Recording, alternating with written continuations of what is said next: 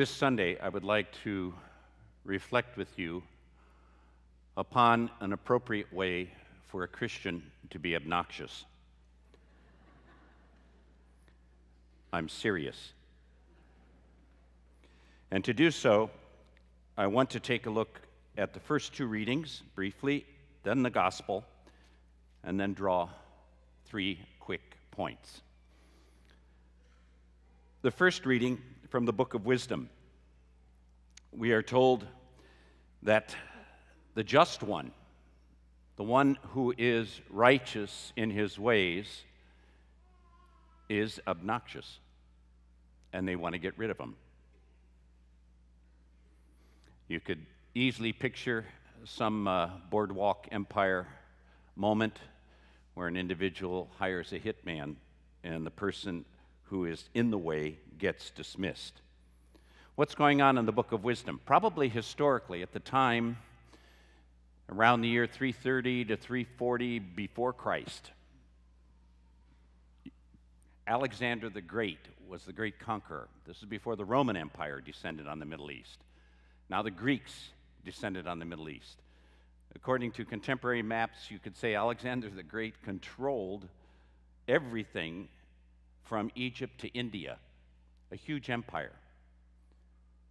And among other things, instead of just taxing and milking the areas for what he could get, he also imposed Greek culture and religion. And when you impose a religion, the question is, do you remain faithful to your own religion or don't you?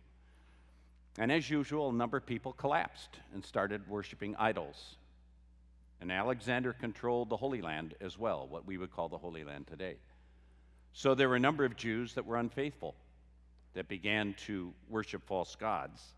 And then there was someone that came along, or several people, or whoever, and they reproached these people for collapsing in the face of this pressure from the Greek emperor. And these people don't like it. They don't like being, does anybody here like being reproached? Being criticized? St. Augustine put it well, worse than being criticized is deserving to be criticized. He said it well.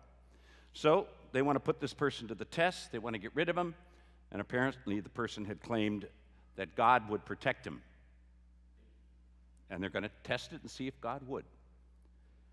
So you have someone who's objecting to practices that are not consistent with the religion of the Jews, worshiping the one true God. The second reading from the letter of James shows a different type of conflict. This kind of conflict is the conflict that is rooted in sinfulness, not in righteousness. So it's quite a contrast. James asks, where does jealousy and selfish ambition exist, and don't they cause a disorder, and so on and so forth? Then he says something that I think is really questionable. He says, the wisdom from above is first of all pure, then peaceable, gentle, compliant.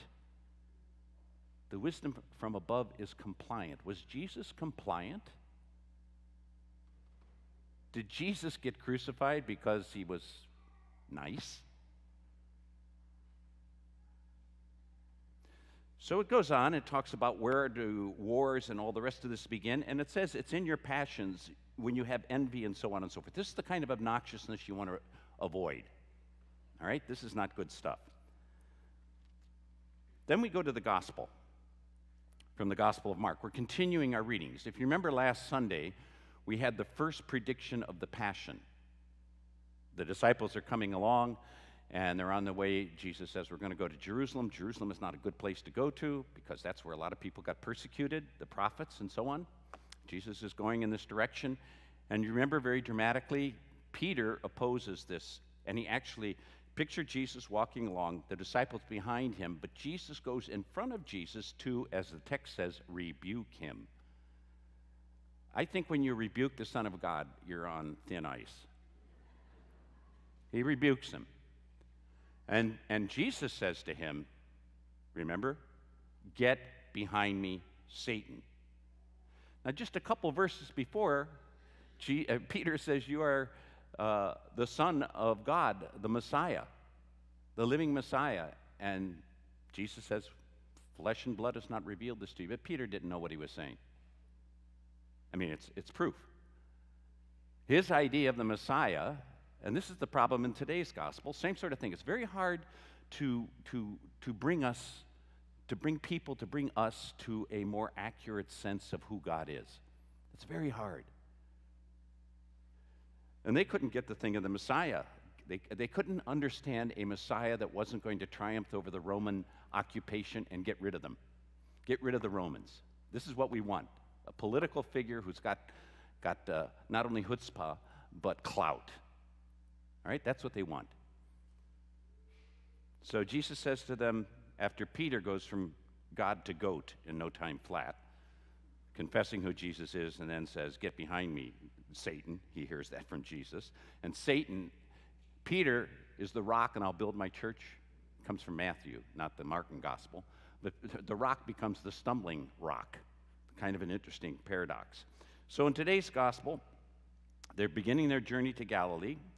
He didn't still want anyone to know about it, because up until this time in the Gospel of Mark, Jesus is working one miracle after another. And if he can work all these miracles, he can get rid of the Romans.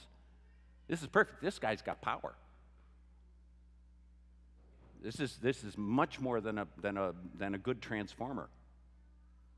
Someone who can make a difference. So what does Jesus say to them? He was teaching his disciples again, and he was telling, the Son of Man is to be handed over to men, and they will kill him, and 3 days later does he arise. But they did not understand, and the next point is they were afraid to ask him any questions. I remember a bishop who used to say, we proposed to do a sociological survey, and the bishop says, no. You don't want to ask questions that you don't want to know the answers to. People don't ask questions for a variety of reasons. Some people don't ask questions because they don't want to embarrass themselves. They don't want to let anybody know that they don't know. Other people, and I think here, they don't want to ask questions because the speaker intimidates them. He's saying some things that just don't register. And if they get a clarification of that, then they'll really know why it's not registering. They came to Capernaum, and they went inside the house. Now you can picture this next scene. I'm helped when I read the gospel to write scripts. We're close to Hollywood, so let's imagine some stuff here. So they go into the house, and they would wash their feet first. And then Jesus asks them, same thing happened last Sunday, who do you say that I am?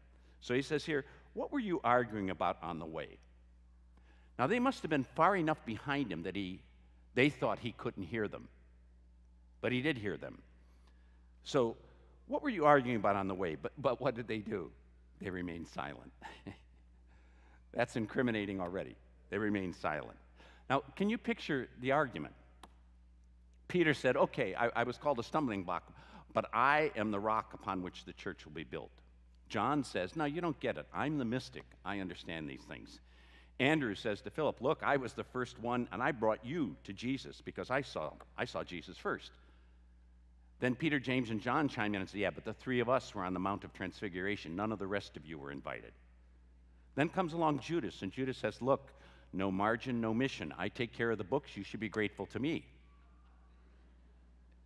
You can amplify this argument, you know, how it goes on, how it unfolds. So at any rate, Jesus hears this. He knows what they did. He leaves the house, I would imagine, finds a child. Now, children today are kind of, well, I'm no expert in this, but children, I think, are a little more romanticized. They're cuddled. They're everything else. In the ancient world, they just lacked status. They had no status. They were like women. Sorry, but that was true. They didn't have status. It was a male world completely. So he brought the child. Child can give you nothing in this world at all, not even the pleasure and love and so on. Placed it in their midst and putting his arms around the child. He said, this text says, whoever receives me. The better translation would be, whoever welcomes me. That's the one I read to you. Welcomes this child, and the one who welcomes this child welcomes me. And if you welcome me as I am, not as you want me to be, then this is such. Okay, what are the 3 points? The first one is, perhaps you've heard this definition of a prophet. I like it very much. It's a nice play on words. And the prophet is one who speaks the truth, especially the truth you don't want to hear. The prophet is the one who comforts the afflicted and afflicts the comfortable. The prophet is the one who comforts the afflicted and afflicts those who are smug, those who are set in their ways, those who are not willing to listen, and so on. Not everybody's called to be a prophet. Some people think they're prophets and they're not. They're just deluded. Most of the authentic prophets don't like the role. You read the scriptures, why did God, I don't like this, I'd like to quit. Sorry, you can't quit. This is what you're called to do. So the first thing is the prophetic voice. The second point is the importance of the virtue of courage. Let me ask you this. Do you think it's possible to have any virtue if you don't have courage? If you're generous and you give when it doesn't really take courage, when there's no risk to you, is it generosity? If you love only those who love you, is there any risk in that? Is there any courage? Is that really love? If you're patient only when there's nothing really aggravating you, can you call that patience? If you're looking at a watch during a sermon, no, leave that one go. But you see, you can go through every one of these so-called virtues, and if there is not courage, if a person doesn't have courage, they don't have any virtues.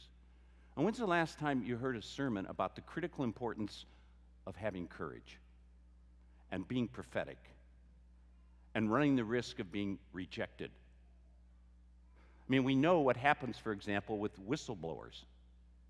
If you're serving on a board of trustees now, you can often sign a protection to protect yourself if, in fact, as a member of the board, you have a criticism to make.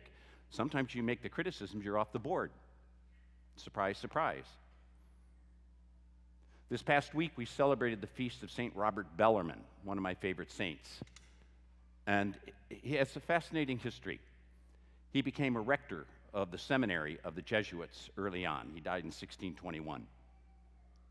And he said something I don't think I'd ever do. He told the seminarians if they have any criticisms of him as the boss, they could put a note unsigned under his door, and he would pay attention to it. I want him signed because I want to nail the Or another one, he wrote a nice letter to the Pope. He was very well known. And the Pope wrote back to him. It was a Christmas card.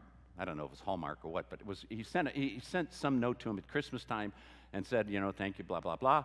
And the Pope wrote back and said to him, please tell me what you really think. Bellarmine waited 1 year, the next Christmas, and he wrote exactly what he thought, and we have a record of it, and it was a list of criticisms. And I mean some strong ones. I don't think the Pope said, tell me more. Look at the early church. You read the letter to the Corinthians, you got all kinds of conflicts going on. You're going to have a major conflict between Peter and Paul about whether Gentiles need to become kosher Jews in practices before they can be Christians. Major conflict. It's represented in several places. We tend to airbrush.